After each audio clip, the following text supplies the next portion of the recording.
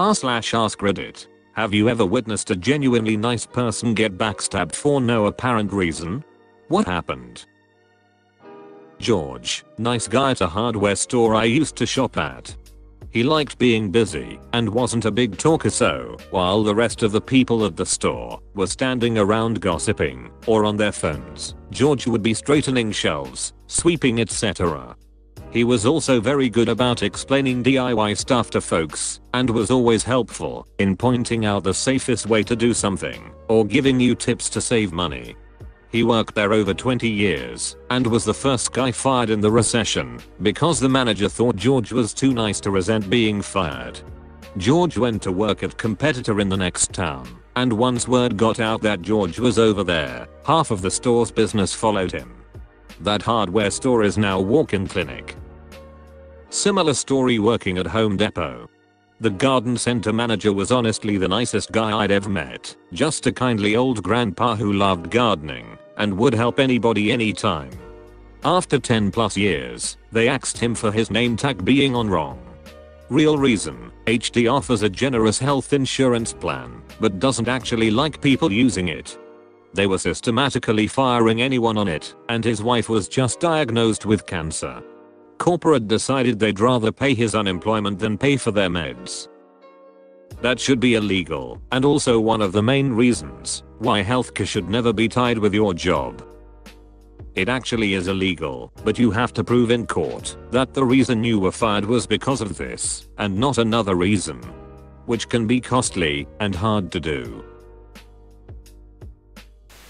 I found out a colleague hadn't applied for a big promotion, so I asked why, as she had shown a lot of interest in the past, having covered the position quite enthusiastically. She told me that she had been off for a few weeks and on her first day back had given another colleague a lift home, massively out of her way. It was common knowledge in the office the vacancy was coming up, and we were just waiting for HR to open up applications, so whilst driving it came up, but the other person said that applications hadn't opened yet and they hadn't heard anything about the role in a while. Applications closed the following day, and I know for a fact the person who denied knowing about the vacancy had already put their own application in a few days before. My colleague missed out on the role, and we all learned there was a snake in the office. What's worse is the petty asshole never stood a chance of even getting an interview for the role because she was known as lazy and quite argumentative. It seems those are the ones who end up getting the promotions though. Normally I would agree, but plot twist, we are almost a year later and the company announced they are closing our site. 120 odd people being made redundant in November, her included. She must have been a real scam bastard.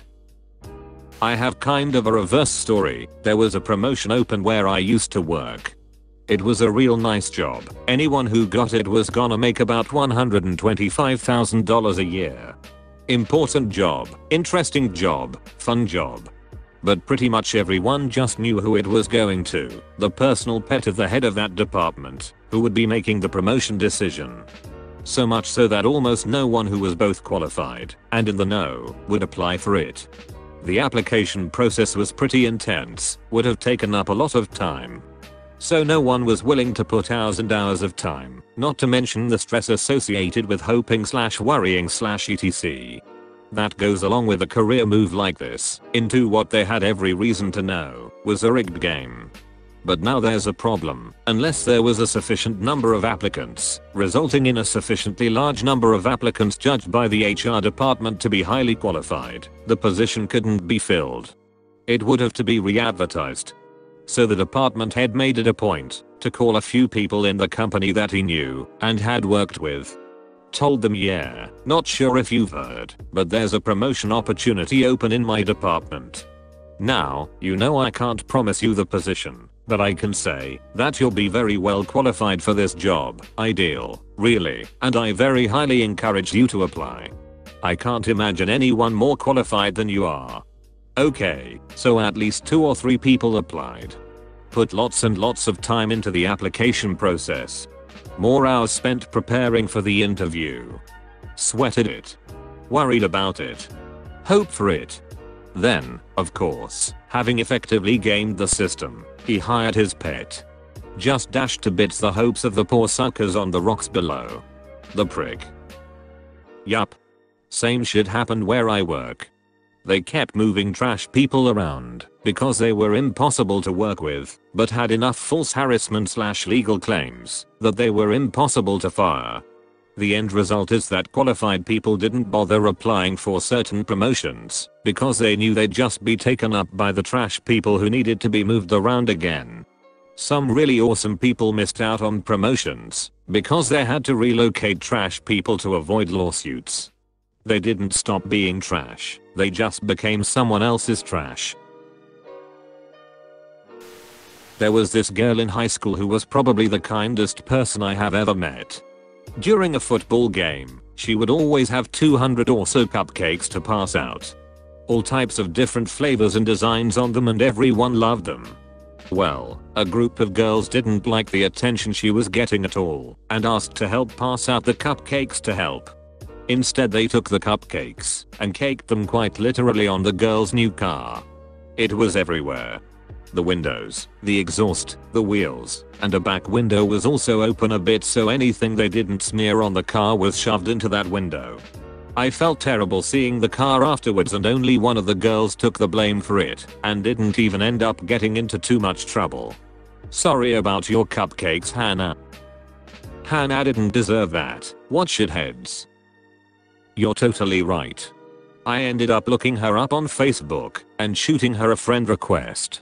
If she accepts, I will try to update with how she's doing now. We were never really friends, but we talked, and she gave me always saved the cupcake for me and everyone else who shared homeroom class with her. A woman I taught with, Mary, who was the sweetest, most helpful patient special ed teacher I have ever met, finished her degree, and she and I started teaching the same year. She worked miracles with kids everyone else just gave up on. The principal was new to the school and let her go through 2 years of new teacher probation and let her think she was getting a continuing contract. He ousted her. Because he had final say on non-renewal, and because she was probationary, he didn't have to provide justification.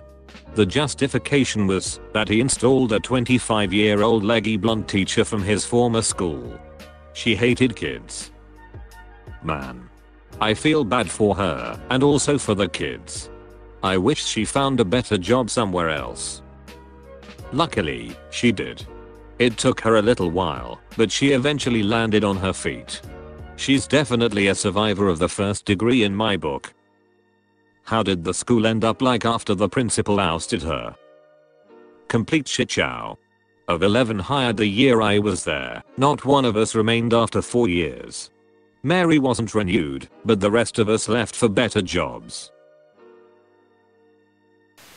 My cousin is genuinely one of the nicest people I have ever had the privilege of knowing. She is an elementary school teacher who apparently kicks, but at teaching too, because she has won numerous teaching awards. Her husband lost his job in the recession, and that's when she said he turned into a different person. He ended up cheating on her, claiming he was driven to it because my cousin is infertile. She begged him to see a couples counselor. He agreed. She set up and did all the work to get the appointment. Even though he was unemployed and the one that cheated. The morning they were supposed to go, he gave her divorce papers. She was crushed. Good news is, more than a decade on, she is doing better than ever. Has met a great guy that worships her.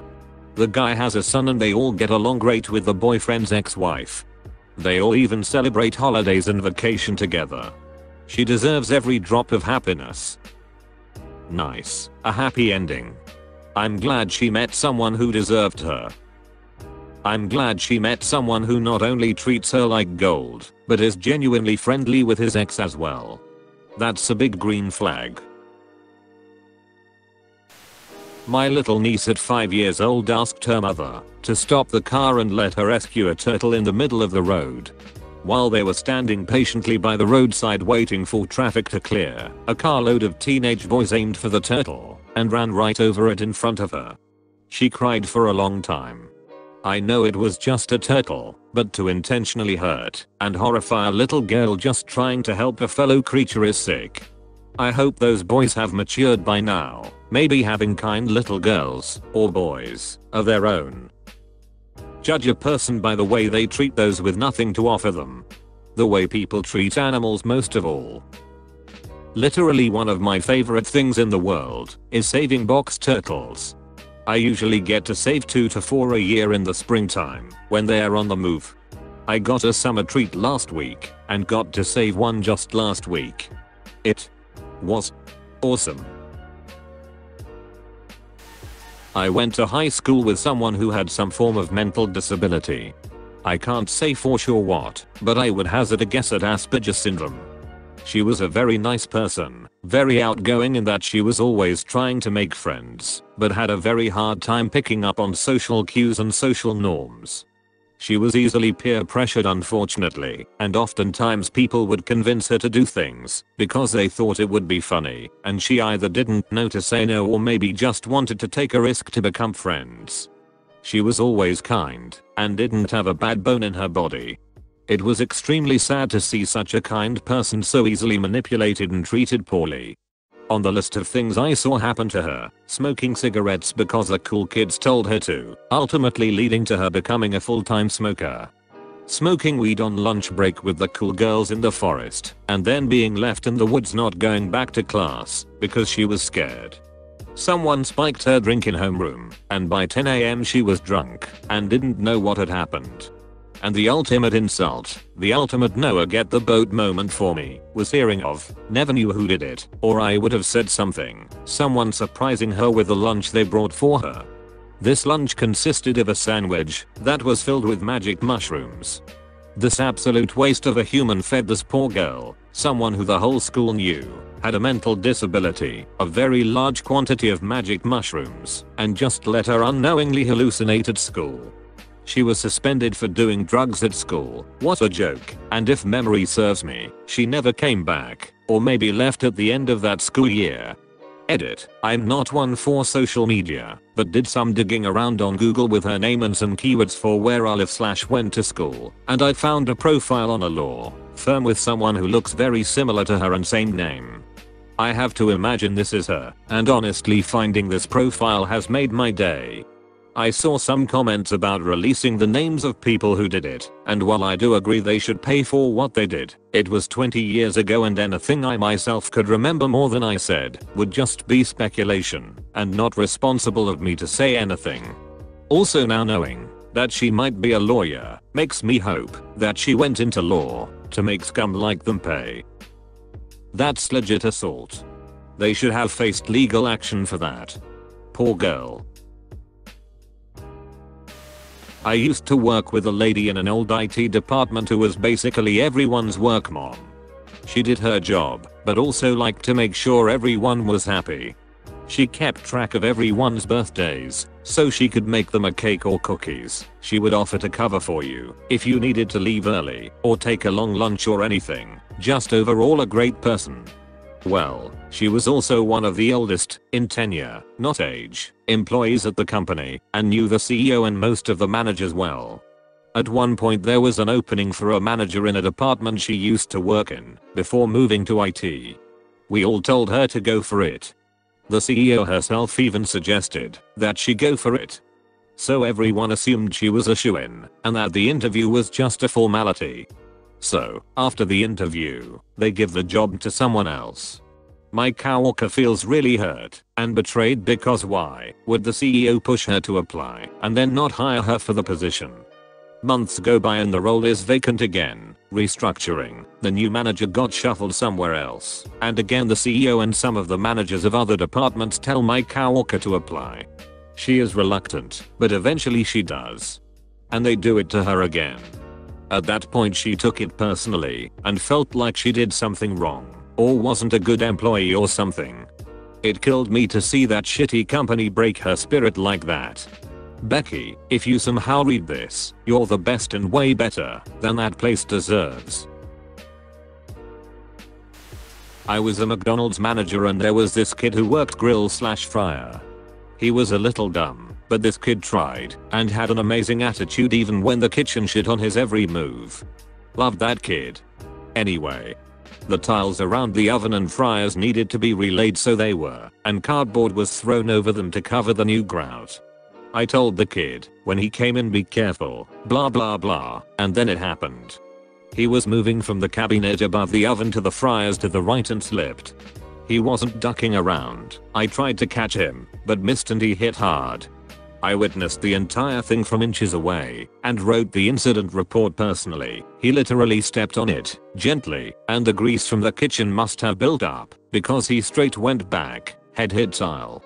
He had a concussion, but was otherwise alright, except some back pain, which I think was worse than he let on. He filed for workman's comp, and they denied it. Said he had a history of unsafe workplace practices or something formal for duck off. Yet they didn't call me, the certified shift manager on duty, or even acknowledge the incident report. Man, I worked at McDonald's at the turn of the century.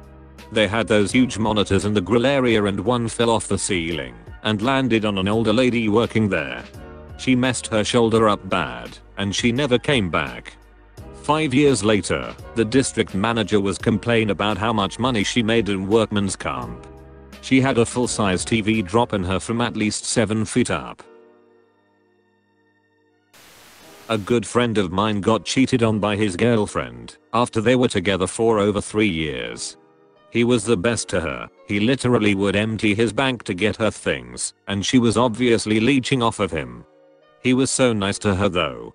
Sadly, after that happened to him, he changed and became an asshole himself. It's how Charlism reproduces itself.